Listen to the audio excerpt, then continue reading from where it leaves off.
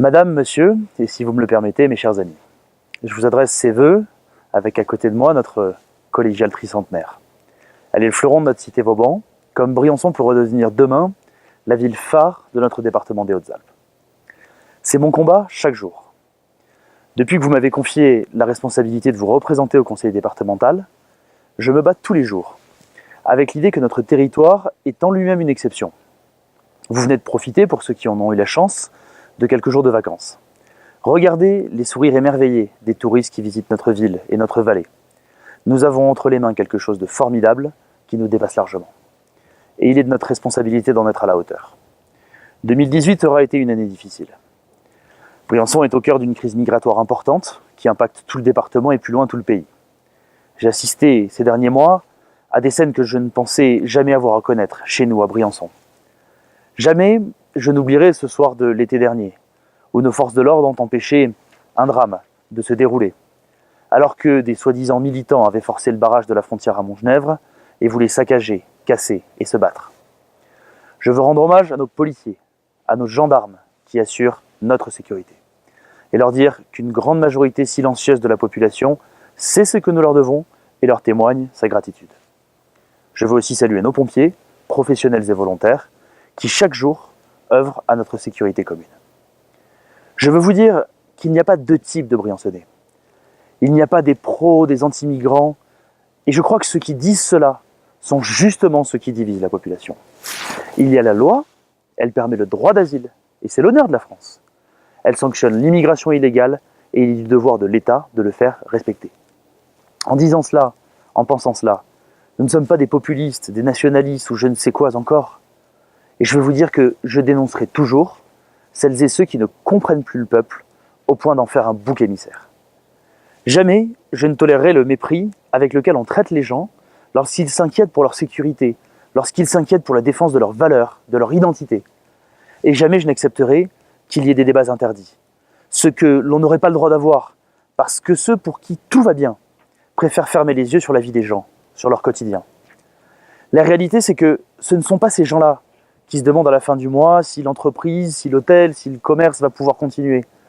La réalité, c'est que ce ne sont pas ces gens-là qui se demandent s'ils vont pouvoir transmettre demain le mode de vie que leurs parents leur ont eux-mêmes transmis. La réalité, c'est que ce ne sont pas ces gens-là qui gagnent 1 200 € par mois et qui se demandent à la fin du mois s'ils vont pouvoir payer l'école, l'essence ou le loyer. Cette réalité, c'est celle que nombre de nos élites ont choisi d'ignorer et c'est celle que nous n'avons pas le droit de laisser tomber. Notre territoire mérite, je le crois, une autorité, une ambition qu'elle a perdue depuis 2009, depuis le départ d'Alain Bérou, pour qui je veux avoir une simple pensée, alors que depuis 10 ans, la municipalité n'a pas trouvé le moyen de lui rendre hommage par une simple plaque commémorative. Notre territoire mérite une vision nouvelle, une grande ambition, parce que rien n'est trop grand pour une vallée aussi exceptionnelle que la nôtre. Et croyez-moi, notre vallée mérite bien mieux que les querelles éternelles de chapelles, entre communes, entre élus, entre habitants. Nous avons entre les mains le destin d'un territoire connu partout en France, en Europe, voire dans le monde. Allez passer une soirée dans un restaurant à la Grave. Vous y entendrez parler anglais, allemand, japonais, parce que des gens viennent du monde entier pour profiter de nos montagnes. Tout cela nous engage parce que tout cela nous dépasse.